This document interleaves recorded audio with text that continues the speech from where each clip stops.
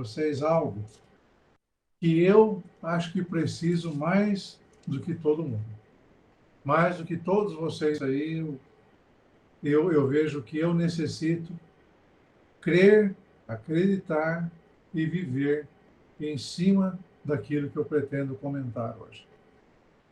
É, antes de, antes de entrar no versículo-chave de hoje, eu vou ler aqui alguns versículos do livro de Eclesiastes. Se vocês quiserem abrir aí, quem tiver a Bíblia, Eclesiastes 3, que é muito conhecido, muito falado aí em várias situações, né? E enquanto durante o dia hoje eu pensava no que eu poderia compartilhar com os irmãos, o que eu poderia falar, né? Me veio também à mente esses versículos aqui que eu vou caracterizar como situacionais. Eles descrevem as situações do cotidiano de uma maneira geral. Aqui na minha versão, o livro de Eclesiastes 3:1 diz o seguinte: tudo tem o seu tempo determinado. Há tempo para todo o propósito debaixo dos céus. Então, a palavra propósito aqui, ela é significativa. Há um propósito para tudo debaixo dos céus. Há tempo de nascer, tempo de morrer. Então, todos os itens que serão citados daqui para frente até o final desse assunto, eles são os extremos. São os dois extremos em qualquer situação que a gente vive. Então, por exemplo, começando aqui, né? Há tempo de nascer e tempo de morrer, que são os extremos da vida, né? Tempo de plantar, tempo de arrancar o que se plantou. Tempo de matar, tempo de curar. Tempo de derribar, tempo de edificar. Tempo de chorar, tempo de rir. Que talvez eu até destaquei aqui na minha Bíblia, esse trechinho aqui, né? Ó. Tempo de chorar e tempo de rir. Tempo de prantear e tempo de saltar de alegria. Tempo de pranto, tempo de choro, de tristeza. Eu não quero usar a palavra amargura, mas tristeza é tristeza. Tempo de espalhar pedras e tempo de ajuntar pedras. Tempo de abraçar, tempo de afastar-se de abraçar. Tempo de buscar e tempo de perder. Tempo de guardar, tempo de deitar fora, ou tempo de jogar fora, tempo de se desfazer, né? Tempo de rasgar, tempo de coser. Tempo de estar calado, tempo de falar, tempo de amar, tempo de aborrecer. E, por último, tempo de guerra e tempo de paz. Então, esses versículos, eles, como eu falei, eles arremetem para os dois extremos em todas as situações que são aqui descritas, né? Não tem meio termo nesses versículos aqui. Agora, por que eu, assim, li esses versículos antes? Eu vou entrar agora no assunto que eu queria compartilhar com vocês hoje, mas como eu vou repetir, esse assunto eu preciso para mim, né? Vamos abrir as nossas Bíblias, quem tem aí, na primeira carta de Paulo aos Tessalonicenses, no seu capítulo 5. Primeira Tessalonicenses, capítulo 5.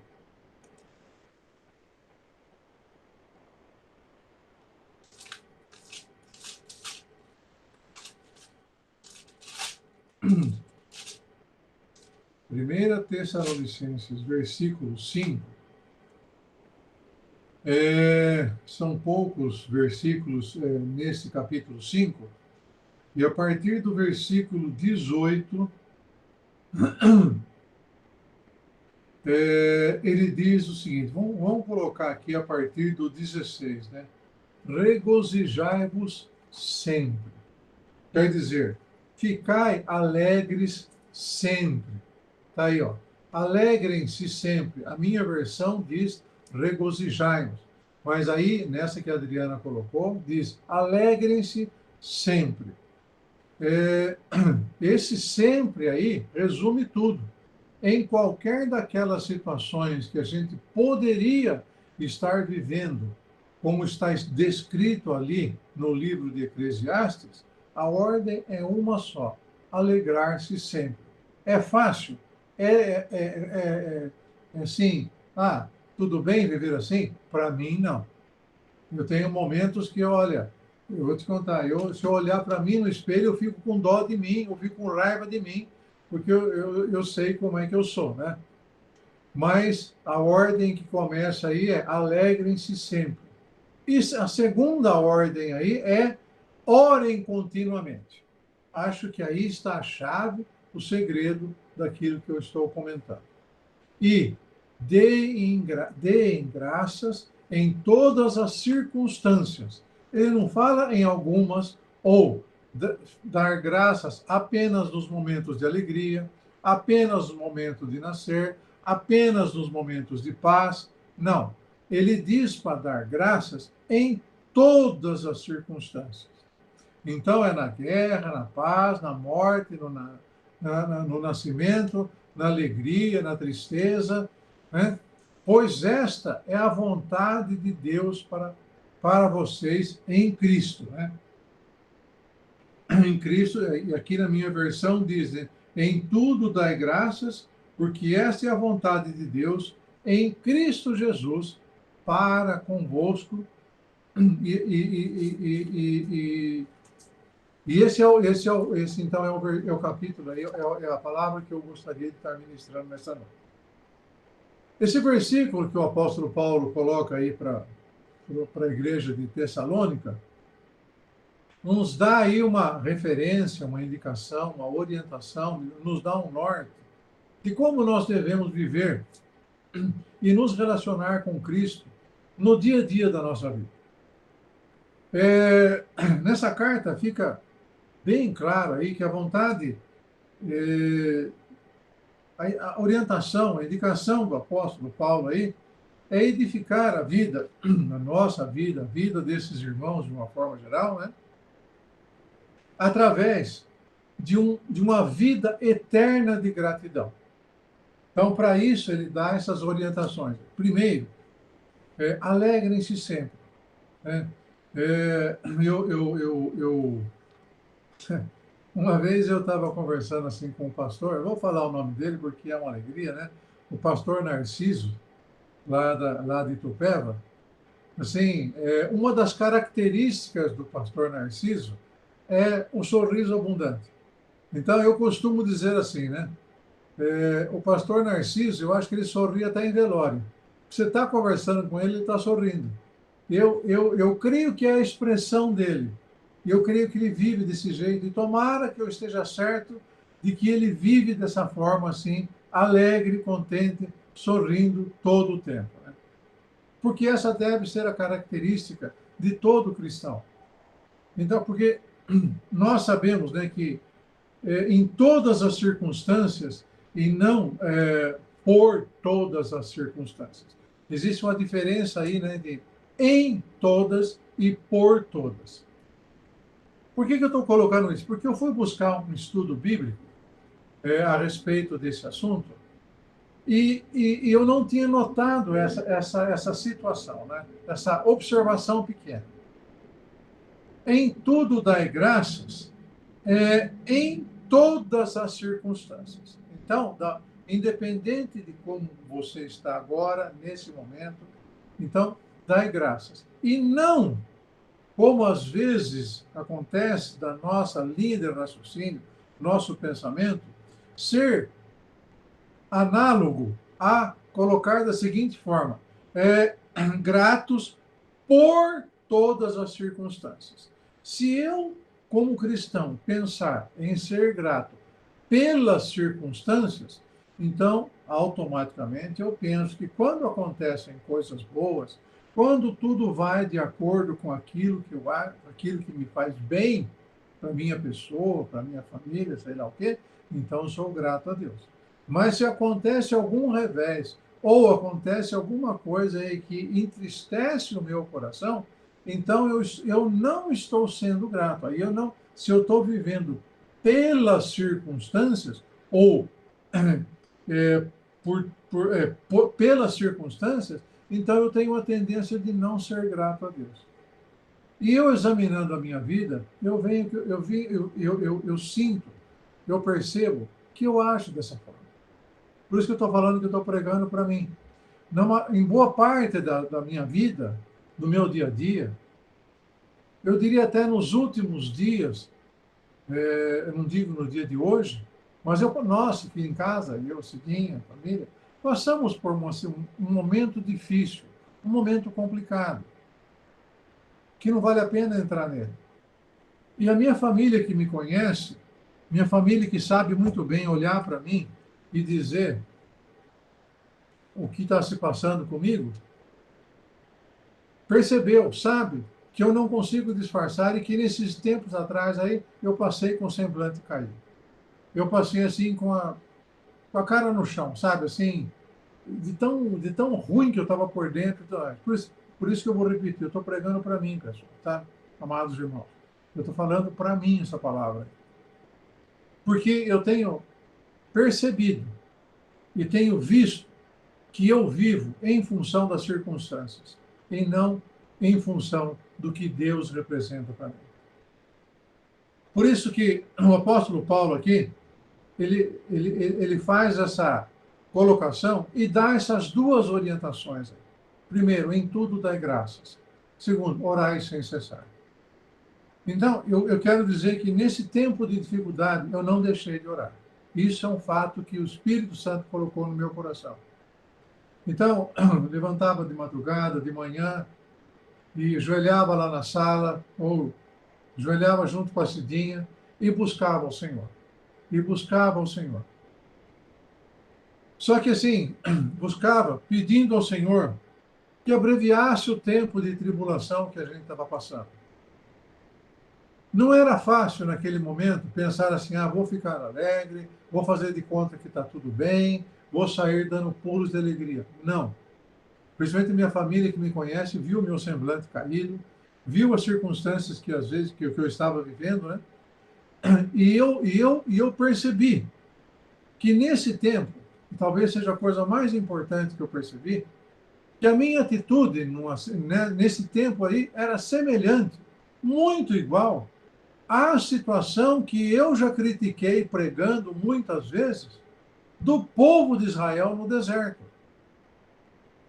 Se a gente pegar aquela parte da história do livro de Êxodo, quando saíram do Egito, os milagres que aconteceram, os sinais que Deus deu, aquela abertura do mar, as pragas, e além do que, havia ali, naquele deserto, a nuvem durante o dia e a chama de fogo durante a noite. Essa questão da chama e da nuvem mostrava diariamente o amor de Deus. Porque o deserto à noite é menos 50 graus, menos 40 graus. O deserto do Saara lá, né, por exemplo, se você pegar em qualquer site de pesquisa aí, ele é menos 30, menos 40, é um negócio de louco. E durante o dia, mais 30, mais 40. Eu e a Cidinha tivemos a oportunidade de ir em Israel e nós atravessamos lá um trecho que, segundo o guia lá, é o trecho onde o povo passou. Nós fomos no mês de maio, com uma temperatura aí de 40, 45 graus, com uma sensação térmica de quase 50. E o povo passando ali, tinha lá a nuvem que fazia sombra. Eu imagino assim, aquela nuvem devia fazer uma sombra fabulosa para o povo. E à noite, aquele frio lascado, a chama aquecia. A chama era para manter a temperatura ambiente. Veja a misericórdia de Deus. Mas mesmo assim, Eu mesmo, eu estou te falando, né, em muitas situações, eu também critiquei e cheguei egoisticamente a pensar: ah, se eu tivesse lá, eu não ia reclamar, não. Se eu tivesse lá, eu ia ser grato a Deus por tudo que eu vi, por tudo que eu... Lê do engano. Coisa de idiota isso, porque eu vejo no dia a dia de hoje, a nuvem de Deus está sobre nós, nos protegendo do calor aí, não sei lá do quê, do calor das circunstâncias política, econômica, familiar, sei lá, profissional que a gente vive. À noite, o calor do Senhor nos aquece, seja profissionalmente, seja também no âmbito familiar, no âmbito comercial, sei lá o quê. Mas a nuvem e a chama do Senhor está conosco nos dias de hoje. E em muitas ocasiões, eu vou falar, eu tenho uma atitude pior do que o povo, de reclamar do Senhor, de murmurar, e às vezes chegar e falar assim: puxa vida, Deus, o Senhor acho que esqueceu de mim. E olha, nós temos uma diferença com aquele povo significativa. Aquele povo não tinha o Espírito Santo derramado sobre eles. E nós temos a graça, temos aí, através da misericórdia de Deus, quando Jesus ressuscitou, subiu aos céus, ele derramou esse Espírito sobre nós. Então, qualquer murmuração da minha parte, em circunstâncias que não estão de acordo com aquilo que eu acho que é certo, eu estou sendo pior do que aquele povo lá. Porque eu estou agindo segundo as circunstâncias e não sendo grato em todas as circunstâncias. Né?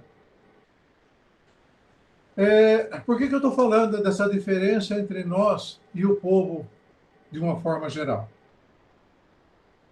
Na primeira parte desse versículo aí, do capítulo 5 de Tessalonicenses, no versículo 16, está lá: alegrem-se sempre. No versículo 17, ele diz: orem continuamente. E no versículo 21, aliás, no versículo 19, diz lá: não apaguem o Espírito.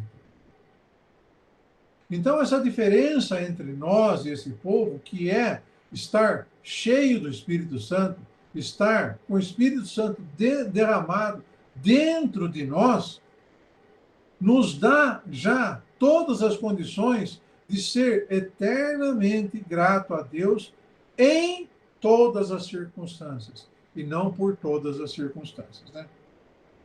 E no versículo 21 dessa carta, no capítulo 5, tem uma recomendação interessante aqui. 5:21 diz o seguinte: julgai todas as coisas, retende o que é bom, abstendo-vos de toda forma do mal. Em outra versão diz: afastem-se de toda forma do mal. Tá aí, ó. Não, ó, lá. Alegrem-se, orem continuamente, deem graças, né, tal. Não apaguem o espírito. Não tratem com desprezo as profecias, que é um outro assunto que a gente pode conversar sobre isso, né? Mas, olha lá, não ponham à prova as coisas e fique como que é bom. Não ponham à prova todas as coisas e fiquem com o que é bom. Reter o que é bom para a gente. Afastem-se de todo mal. Isso é uma coisa que a gente pode fazer. Nós sabemos diferenciar o bem e do mal no nosso dia a dia, nas pequenas e nas grandes coisas. Então, essa recomendação aí é que nos levará, obviamente, a ser grato a Deus por todas as coisas. Né? Uma outra questão que eu queria deixar aí também dentro desse assunto é a questão de ansiedade. Eu digo para vocês, vou repetir aqui, estou pregando para mim, porque eu sou uma pessoa extremamente ansiosa. Nós vivemos uma situação de mudança de residência aqui recentemente, e nessa mudança, e também em função das circunstâncias, algumas circunstâncias de saúde, eu entrei assim, vamos dizer, eu não queria usar a palavra pânico, mas foi mais ou menos perto disso. Meu estômago ficava gelado. Eu acordava de manhã, ficava gelado. Acordava já pensando assim, meu Deus, o que é isso? Como é que é isso? Como é que é aquele outro, tal, tal, tal. Luiz Renato me falou um dia, nesse turbilhão que nós estávamos vivendo, o Luiz Renato me falou o seguinte um dia, pai, você é uma pessoa que, se não tiver com todo o controle nas suas mãos, você cai em desespero. Então, o que ele quis dizer com isso? Tá bom, tem o colégio. Se tudo no colégio não estiver caminhando em ordem, eu já fico meio exasperado.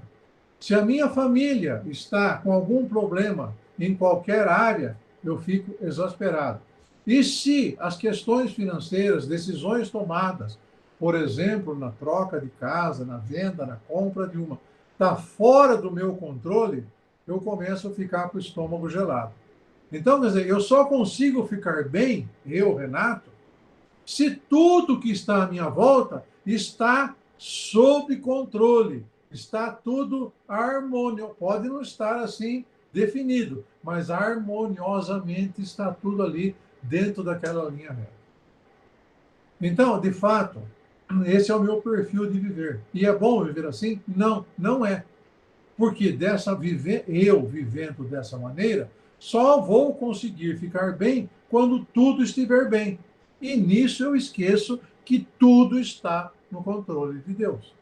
Tudo está sobre o controle do Senhor.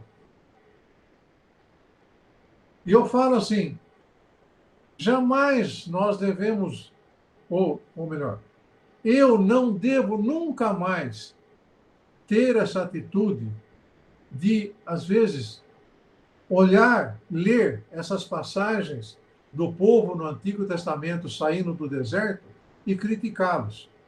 Ou dizer assim, não, eu faria diferente. Não, eu faço igualzinho hoje e ainda tenho o Espírito Santo dentro de mim. Eu cheguei a pensar, em muitas ocasiões, logo que eu me converti, antes de eu me converter, eu li a Bíblia. Eu vim da igreja romana, da igreja católica, eu tinha o hábito de ler a Bíblia. Não na sequência assim, mas eu li a Bíblia várias, várias ocasiões, mesmo antes de entregar completamente minha vida a Jesus, né? E eu também cheguei a pensar muitas vezes, né? Ah, se eu tivesse vivido no tempo de Jesus, o tempo em que ele estava para ser crucificado, eu não ia negá-lo. Mas que bobagem, viu? Que besteira pensar desse jeito. Se eu tivesse lá no meio daquele povo, eu seria um daqueles que falava assim, crucifica mesmo. É isso aí. Quem ele pensa que ele é? Eu seria uma pessoa desse jeito aí. Mas, nisso eu vejo a misericórdia de Deus. E aonde que eu vejo a misericórdia de Deus? Mesmo sendo dúbio nas minhas reações como eu sou, mesmo sendo, às vezes, ou muitas vezes, sendo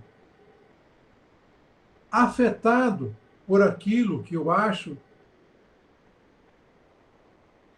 que não deveria ser do jeito que eu estou pensando, mesmo assim, Deus tem para conosco uma eterna misericórdia. A palavra que o Cascaldi pregou já um mês ou dois atrás, né? Deus é Pai. Deus é um paizão. Deus é Pai de uma maneira que a gente, acho que nunca, eu pelo menos, não experimentei ainda e espero experimentar em vida, conhecer essa paternidade e o amor de Deus. Assim, naquela semana que o Cascaldi ministrou, no domingo seguinte, o pastor Clésio ministrou na igreja, na reunião geral da UC, o assunto paternidade. Mais ou menos dentro da mesma linha que o Cascaldi comentou conosco aqui. E eu acho que eu já falei isso aqui, mas eu vou repetir novamente. que naquela reunião lá, a filha do Tadeu estava com a criança dela, com a menina nova, de poucos meses. E ele perguntou assim, é, esse neném aí, né, que está na sua mão, esse bebezinho aí, o que que ele trouxe para você até agora? Noites sem dormir, fralda para trocar, chora de 2 em 2 horas, não sabe dizer por que está chorando, se é dor de barriga, se é fome, se está chorando porque está com vontade de chorar. Quer dizer, ficou 9 meses dentro da barriga, nasceu e só dá trabalho, só dá trabalho. Mas, por causa disso, você vai dar um fim nessa criança, vai jogar fora, vai fazer alguma coisa? Não! E se alguém mexer com essa criança aí, você vai lá e pega pelo pescoço e aperta. Então, veja, uma criança que não deu, vou usar aqui uma expressão meio esdrúxula, né? Uma criança que não deu alegria nenhuma, assim, só deu dor de cabeça, só deu trabalho. Mas mesmo assim, o pai e a mãe ama de verdade. Vai lá e dá a vida por aquela criança lá. Imagina Deus, imagina o Senhor. Quantas coisas boas Deus não nos tem dado. E às vezes a gente não percebe, não está, não observa. Tempos atrás, eu estava indo trabalhar e eu vou sempre com o rádio do carro ligado aí numa das rádios de Jundiaí.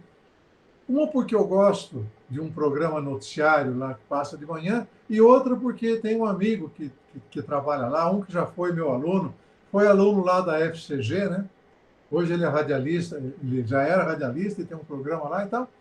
Mas num desses dias que eu estava indo, tem uma parte de um programa lá chamado Crônicas da Cidade.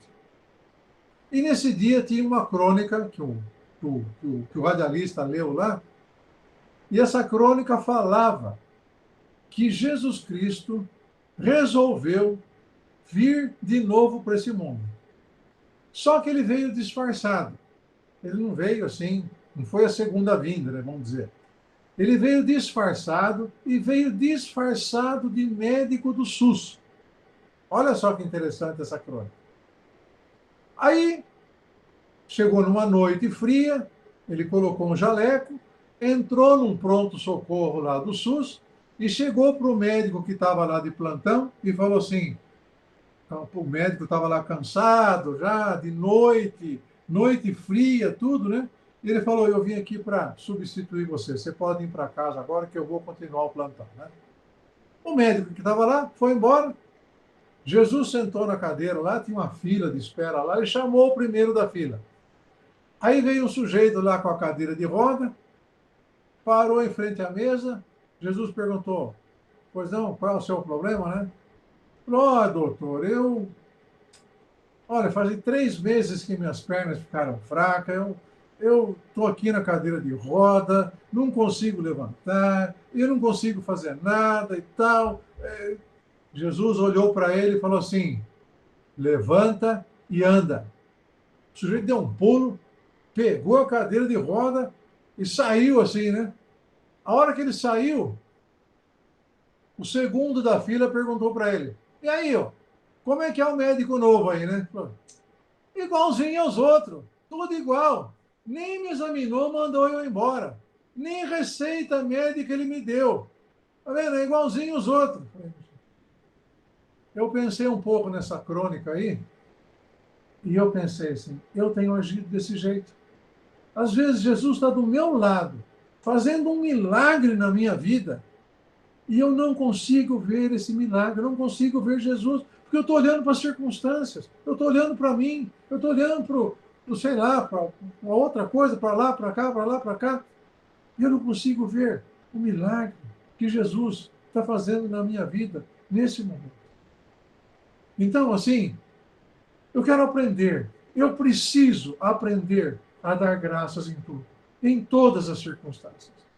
Eu estou aqui com 64 anos de idade, talvez eu viva mais 5, 10, 15, eu não sei, 20, Deus sabe. Mas eu sei que eu vou viver. Estava até brincando com o Everton outro dia aí, né? Eu sei que eu vou viver menos do que eu já vivi. Isso não quer dizer exatamente que vou viver aí 2, 3, 5 tal, né? Pode ser que eu viva mais 63, eu não sei. Espero que não, né? Mas senão eu vou dar muito trabalho para os outros, né? Mas, assim, o restante de vida que eu tenho, eu preciso aprender isso. Por isso que eu estou falando para vocês, gente. Eu não estou falando assim, ó, o restante de vida que vocês têm, vocês precisam aprender isso. Não, é verdade que isso é verdade. Mas eu digo para mim, o restante de vida que eu tenho, eu preciso aprender a viver, eu preciso aprender a dar graças em todas as circunstâncias. Há uma recomendação também que o apóstolo Paulo faz para as nossas vidas, nesses momentos que a gente tá, vamos dizer assim, atravessando o deserto ou dificuldade. Carta aos Filipenses, capítulo 4.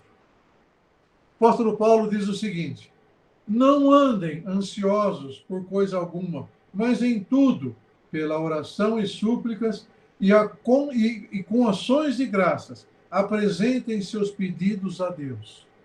E a paz de Deus, que excede todo entendimento, guardará o coração e a mente de vocês em Cristo Jesus.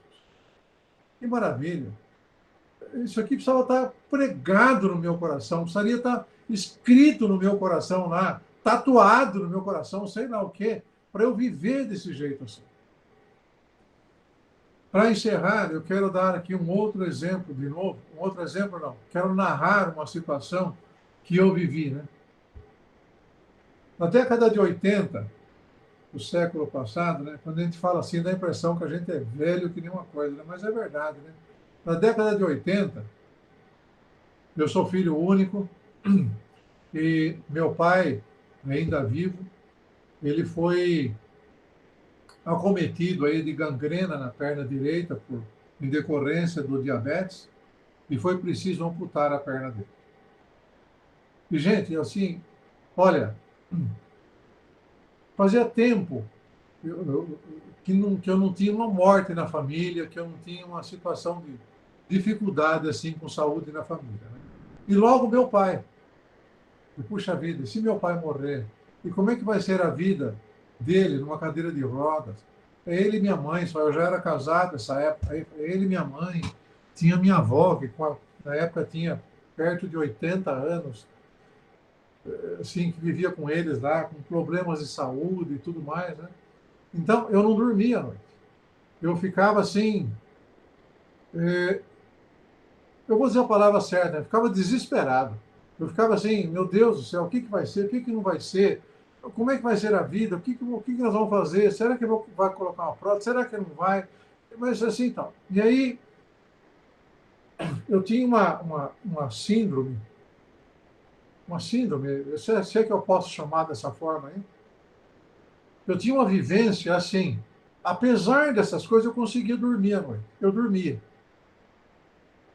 E eu estava conversando com o pastor Jamé nesse período, a respeito dessa situação, e eu disse para ele o seguinte: eu passei um dia à tarde na casa dele, depois que eu saí do trabalho, pouco antes de meu pai passar por essa cirurgia, e eu falei para ele assim: Jamé, eu estou com o estômago revirado, né? Estou assim, desesperado por essa situação, mas eu falei para ele assim, mas...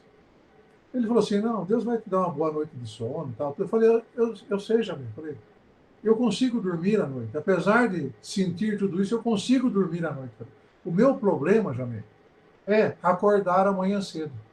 A hora que eu acordar amanhã, a primeira coisa que me vem na mente, eu acordo, o raciocínio já vem aquele desespero lá. Como é que vai ser? Como é que não vai ser? Como é que vai... Jamé falou uma frase mágica para mim que eu estou tentando viver até hoje. Ele falou assim, ó, você vai para casa e dorme. Se você acordar amanhã cedo, porque tem 50% de chance de você não acordar, aí você pensa que você vai fazer. Enquanto você não... Aí deixa para amanhã. Não vai viver o desespero antes do tempo. Em tudo, dai graças e não seja ansioso por coisa alguma. Assim, eu não preciso ser ansioso por coisa alguma. Porque eu sei que Deus, eu preciso aprender, preciso viver de forma a compreender no meu coração que Deus é soberano sobre todas as coisas, na minha vida, na vida da minha família, na sua vida e na vida da sua família. De novo, eu preciso aprender a viver assim. Eu necessito que o Espírito Santo me conduza, me ensine a viver desse jeito, em nome de Jesus. Amém. Amém, Jesus.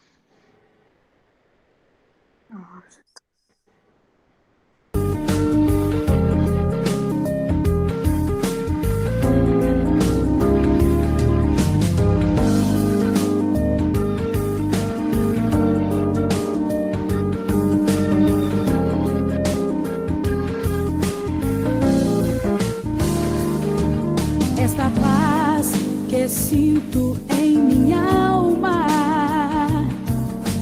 não é porque tudo em mim vai bem. Esta paz que sinto em minha alma é porque eu amo ao meu Senhor. Não olho circunstâncias,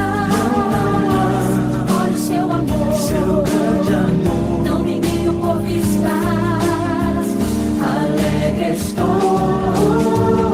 Não olho circunstâncias, olho seu amor, seu grande amor. Não me guio por vistas, alegre estou. Esse gozo que sinto em minha alma não é porque olho ao meu redor. Este gozo que sinto em minha alma é porque eu amo ao meu Senhor. Não olho circunstâncias, olho seu amor, seu grande amor. Não me guio por vistas, alegre estou. Não olho circunstâncias, olho seu amor, seu grande amor. Não me guio por vistas, alegre estou. Que a terra não floresça e a vide não dê o seu fruto, ainda que os montes se lancem ao mar e a terra trema, hei de confiar. Não olho circunstâncias, olho seu amor, seu grande amor. Não me guio por vistas, alegre estou. Não olho circunstâncias, olho seu amor, seu grande amor. Não me guio por vistas, alegre estou. Aleluia, glórias, aleluia. Aleluia, dou ao meu Senhor. Aleluia, glórias, aleluia. Aleluia, dou ao meu Senhor. Não olho circunstâncias, olho seu amor, seu grande amor. Não me guio por vistas, alegre estou. Não olho circunstâncias, olho seu amor, seu grande amor. Não me guio por vistas, alegre estou.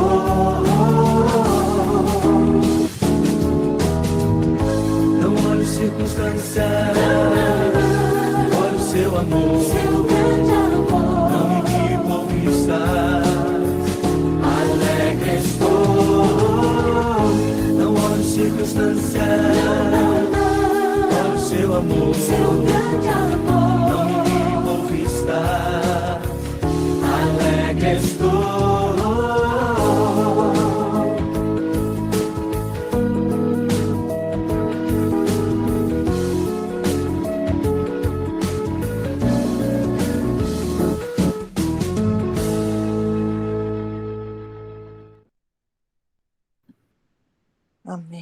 Glória a Deus. Amém. Glória a Deus. Uma coisa preciosa que eu tenho aprendido com o Renato é ser transparente, né? A gente falar o que é a nossa vida. Outro dia, estava conversando com um pastor, que alguns vão deduzir quem é esse pastor, mas não vou falar o nome, né? Ele tem uma doença, uma escara nas costas, né? E ele falou que contratou uma menina para ajudar a lavar roupa, essas coisas, né, da casa. E a menina, quando viu as camisas dele, tudo sangrando assim atrás, com marcas de sangue, né? Ela ficou assim horrorizada, né? Porque ela não imaginava que com um pastor, com um homem de Deus, poderia acontecer alguma coisa assim, né? E ele disse para mim: nossa, eu errei, né? Um líder não pode mostrar sua fraqueza. Um líder tem que ser firme, né? Não pode mostrar o sofrimento, né? Eu falei: você está errado, irmão. Nós continuamos sendo homens, carne e osso aqui, né? A graça de Jesus, a salvação, ela não desnaturaliza. Nós não passamos a ser um super crentes, nós não passamos a ser um homem acima daqueles que não são cristãos, né? Nós continuamos, nós continuamos sofrendo, nós continuamos tendo problemas, né? Mas se vocês forem ler o Evangelho de Mateus, a grande crítica de Jesus, o grande pecado que Jesus usa, e ele aponta assim, acho que dezenas de vezes, é a hipocrisia, né? Que os homens, principalmente os religiosos da época de Jesus, eles demonstravam assim ser aquela pessoa perfeita, bonita, que fazia tudo certinho, que, né, glorificava a Deus, e Jesus se irritava muito com isso, né? Pode reparar, quando você for ler o Evangelho de Mateus, no capítulo 23 do Evangelho de Mateus, Jesus deve falar por baixo umas 10 vezes sobre a hipocrisia, né? Então, nós temos que aprender que nós continuamos sendo humanos, né? A nossa humanidade, não importa se nós somos pastores, se nós somos líderes de oração, se nós somos evangelistas, o que nós somos, nós continuamos com a nossa natureza humana, né? E isso nós só vamos deixar de tê-la na nossa ressurreição, né? Que aí nós vamos ganhar um corpo glorificado, aí nós vamos deixar de ter essa natureza humana. Então, nós, como homens, temos que abrir o nosso coração, mostrar os nossos sofrimentos, as nossas lutas, o que nós somos, né? Não é o fato de nós nos convertermos que as coisas vão estar, assim, mil maravilhas para a gente, muito pelo contrário, né? Nós passamos, às vezes, principalmente essa experiência do batismo que Jesus teve, né? Depois do batismo, ele foi para aquelas tentações no deserto, o Espírito Santo impeliu Jesus, né, para ir para o deserto. Então, nós, depois do batismo, nós passamos a ter experiências difíceis, né, na nossa vida. E a gente não deve ter essa ilusão, né, que nós passamos a ter uma natureza assim espiritual, que a partir daquele momento tudo nós vamos superar, que tudo vai ser maravilhas. Não. Agora, o que Deus quer no nosso coração é que nós sejamos sinceros, que nós abramos o nosso coração. Aí Deus opera. Eu tenho acompanhado o Renato nesse último ano, vejo lutas que ele tem passado que não são pequenas, mas eu vejo como Deus tem dado graça para superar essas lutas e vencer e ter vitória e poder glorificar a Deus. Então, ele pregando sobre gratidão é uma pessoa que vive essa realidade, né? Que passa por momentos de lutas, mas tem esse momento de ele chegar e ministrar para a gente sobre a gratidão. Então, eu louvo a Deus por tua palavra, Renato, e pelo seu jeito de ser, né? Deus colocou você aí como supervisor aqui no Engabaú, líder, né? A gente sabe que essas coisas não vêm do homem, vêm de Deus, mas é isso, né? Nós continuamos sendo carne. Davi dizia para Deus, olha para a minha estrutura, porque a ideia é que talvez Deus pudesse olhar para Davi como um homem excepcional que ele foi, um homem segundo o coração de Deus, mas às vezes ele precisava lembrar Deus, olha para a minha estrutura, eu continuo sendo de carne, eu continuo sentindo dor, eu continuo tendo as minhas lutas na carne, né? Ele falava assim para Deus, entendeu? É uma coisa assim que impressionante, né? Então, que Deus te abençoe, Renato. O presbitério me convidou para ministrar domingo, no culto de domingo de manhã, sobre transparência, mas acho que deveriam convidar você, viu, para ministrar sobre transparência. Você está mais adequado aí que todos, viu? Jogando assim aberto mesmo, para a glória de Deus. É isso que nós precisamos, né? Amém.